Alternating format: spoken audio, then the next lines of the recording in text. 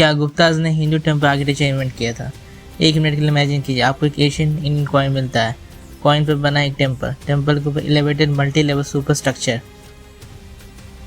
आप उस कॉइन की डेट देखते हैं 1st सेंचुरी BC, और फिर आपको एक और टेम्पल दिखता है पल्लव पीरियड का, और फिर चोला पीरियड का एक शिव टेम्पल। और सडनली क्वेश्चन सामने आता है, अगर हिंदू टेम्पल आर्किटेक्चर शिखर अभिमान गुप्ता पल्लव पीरियड में स्टार्ट हुआ था, तो गुप्ता पीरियड सेंचुरीज पहले टेम्पल लाइक स्ट्रक्चर कॉइन पर क्या कर रहे हैं? और सबसे इंटरेस्टिंग क्वेश्चन,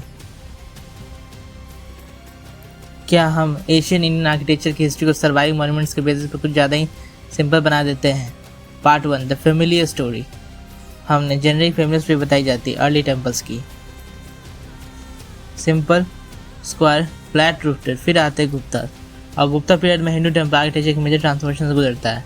भीतरगांव देवगढ़, यहीं से शिखर का early monumental form clearly visible होता है। देवगढ़ को early surviving north Indian structure temple with shikhara के रूप में बहुत इंपॉर्टेंस दी जाती है। और ये सही है कि Gupta period Hindu temple architecture के डेवलपमेंट का एक टर्निंग पॉइंट था, लेकिन एक बहुत इंपॉर्टेंट डिफरेंस है, अर्लियर सर्वाइव एग्जाम्पल और फर्स्ट एवर इन्वेंटेड सेम चीज़ नहीं होती है। पार्ट 2, सोचिए अगर 2000 साल पहले कोई टेम्पल ब्रिक से बना था, या वुड से, या किसी ऐसे मटेरियल से जो टाइम के साथ डिस्ट्रॉय हो गया, तो आज उसका क्या बचेगा? शायद कुछ भी नहीं। लेकिन एक स्टोन टेम्पल सर्वाइव कर सकता है, और इसी वजह से आर्कियोलॉजी में एक फंडामेंटल प्रॉब्लम होती है, सर्वाइवल बाइस। जो मॉन्यूमेंट आज हम देख सकते हैं, ज़रूरी नहीं कि वहीं सबसे पहले मॉन्यूमेंट था। तो अगर गुप्ता पीरियड का एक मैग्निफिसेंट टेम्पल आज सर्वाइव कर रहा है, इसका ऑटोमेटिक मतलब ये नहीं कि गुप्ता ने पहला ऐसा आर्किटेक्चर एग्जिस्ट नहीं करता था। और यहीं पर कॉइन्स की स्टोरी इंटरेस्टिंग बना देती है। Part 3, the Yaudheya mystery. Meet the Yaudheyas. Ancient India की इंपॉर्टेंट पॉलिटिकल कम्युनिटी योद्धास, इनके कॉइन की एक फैसिनेटिंग स्टोरीज है। शंदाना डियर टाइप, इन कॉइन्स पर कार्तिकेय की इमेजरी के साथ रिवर साइड पर डियर और टेम्पल लाइक स्ट्रक्चर दिखते हैं। और यहाँ सबसे सरप्राइजिंग बात है, ये सिर्फ एक आर्किटेक्चर डिज़ाइन नहीं है। यूनिवर्सिटी स्कॉलर देवेंद्र हंडा ने योध्या कॉइन इमेजरी में 13 डिफरेंट टेम्पल फॉर्म्स आइडेंटिफाई किए हैं। डिफरेंट फॉर्म्स डूम्ड, वैल्यूटेड या वैगन शेप्ड, फ्लैट रूफ्ड और ट्रायंगुलर या स्क्वायर लाइक सुपर स्ट्रक्चर वाले। ये series approximately 1st century BC का एंड से 1st सेंचुरी C के बिगिनिंग के अराउंड शुरू होती है और नीली 2 सेंचुरीज तक चलती है। मतलब गुप्ता पीरियड से सेंचुरीज पहले और कॉइन हमें एक सरप्राइजिंग डाइवर्स और सेक्रेड आर्किटेक्चर दिखा रहे हैं। Part 4, but they are just symbols. अब कोई कह सकता है कॉइन पर बना हुआ स्ट्रक्चर एक्चुअल टेम्पल का प्रूफ कैसे हो सकता है? और ये ऑब्जेक्शन फेयर है। एशियंट कॉइन्स हाईली स्टाइलाइज होते हैं।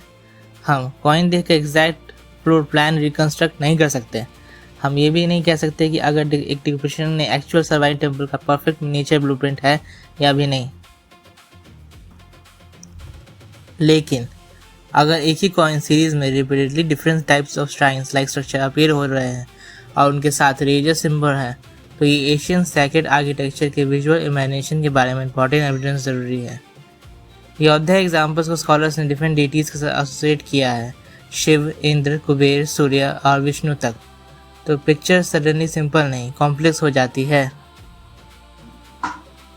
Part 5, Audumbara Shiva temple.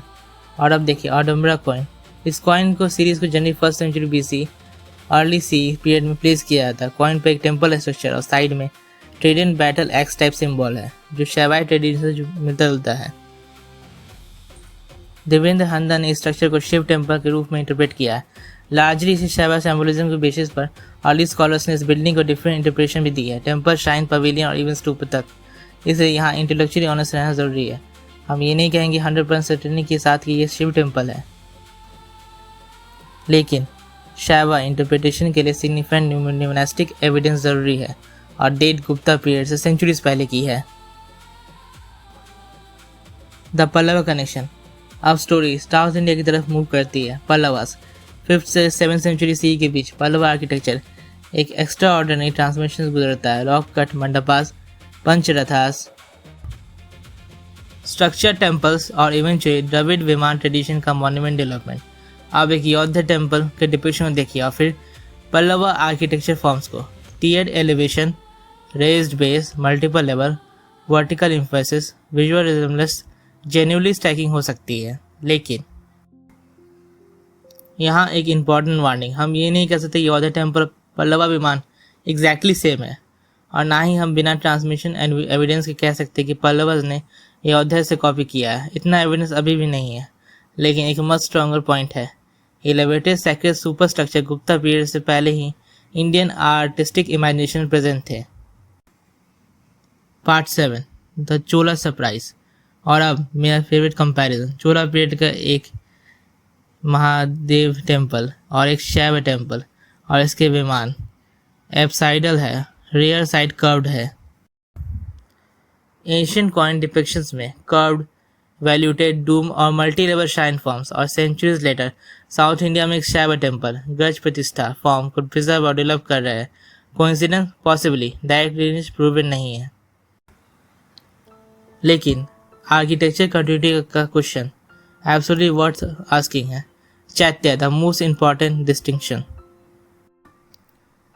अब यहाँ पे एक मोस्ट इम्पॉर्टेंट डिस्टिंक्शन आता है। अक्सर जब लोग एब्सिडल आर्किटेक्चर देखते हैं तो वो इमीडिएटली बोल देते हैं चैत्य आर्किटेक्चर। बुद्धिस्ट चैत्य गृहस्थ में एब्सिडल प्लान डेफिनेटली इंपॉर्टेंट है, और बुद्धिस्ट आर्किटेक्चर का इंडियन आर्किटेक्चर हिस्ट्री पर इन्फ्लुएंस भी रहा है। लेकिन एब्सिडल शेप का existence automatic Buddhist origin prove नहीं करता है। एंशिएंट इंडिया में डिफरेंट रिलीजियस कम्युनिटी के बीच आर्किटेक्चर इंटरेक्शन होता था।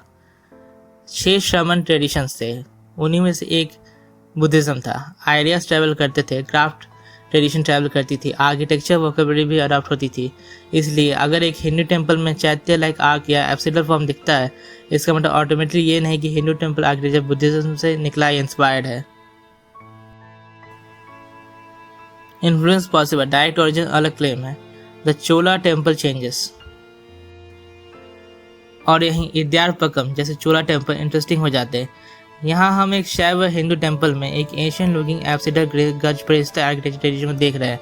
इसका मतलब ये नहीं कि चोला ने directly first century BC Ayodhya से ब्लूप्रिंट लिया, बिटवीन देम सेंचुरी का गैप है। लेकिन ये ज़रूरी दिखता है कि इंडियन टेम्पल आर्किटेक्चर एक सिंगल स्ट्रेट लाइन नहीं थी, एक ही फॉर्म हर जगह अलग अलग तरीके से रिप्रेजेंट हो रहा था।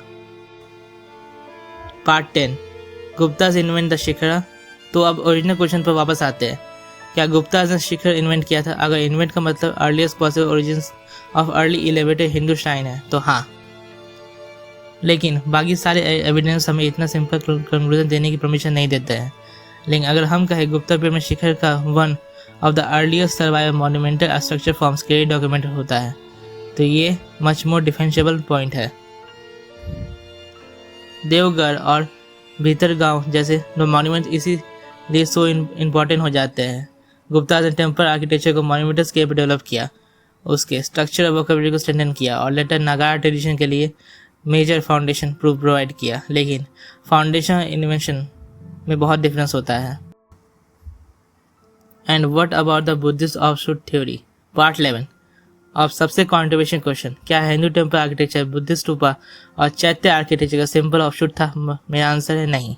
इतना सिंपल कंक्लूजन एविडेंस एस्टैब्लिश नहीं होता। बुद्धिस्ट आर्किटेक्चर इन्फ्लुएंस ज़रूर रहा है हमारे सोसाइटी में और इंडियन हिस्ट्री में, लेकिन एशियन हिंदू सैक्रेड स्ट्रक्चर्स के अपने रीजन रिक्वायरमेंट और आर्किटेक्चर डेवलपमेंट भी थे। और सबसे important, pre Gupta coin evidence हमें ये बताते हैं कि Hindu associated shrines form Gupta period से पहले ही डाइवर्स होने लगे थे, इसलिए एक स्ट्रेट लाइन ड्रॉ करना इम्पॉसिबल है फिलहाल के लिए। द रियल स्टोरी, तो शायद रियल स्टोरी कुछ और है।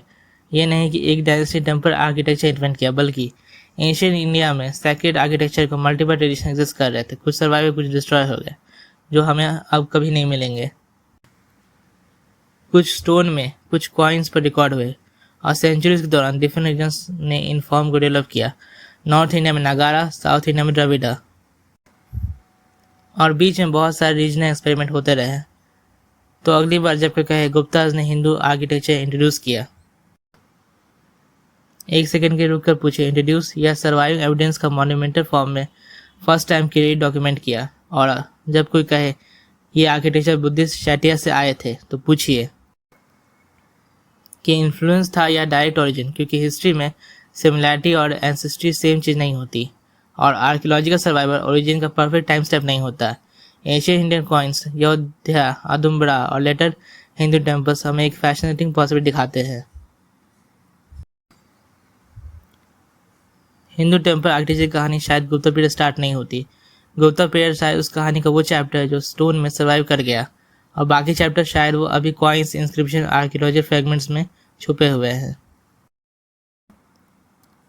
History also what the surviving evidence allow us to reconstruct. अगर आपको एशियन हिस्ट्री के ऐसी फॉरगेटन एविडेंस बेस्ड स्टोरीज पर सुनना पसंद है तो चैनल को सब्सक्राइब कीजिए और कमेंट में बताइए, क्या आपको लगता है कि Gupta temples Hindu temple architecture का ब्रेकिंग पॉइंट है, या मच ओल्डर ट्रेडिशन का सर्वाइविंग एविडेंस भी है होगा आगे चल के जो हमें मिले।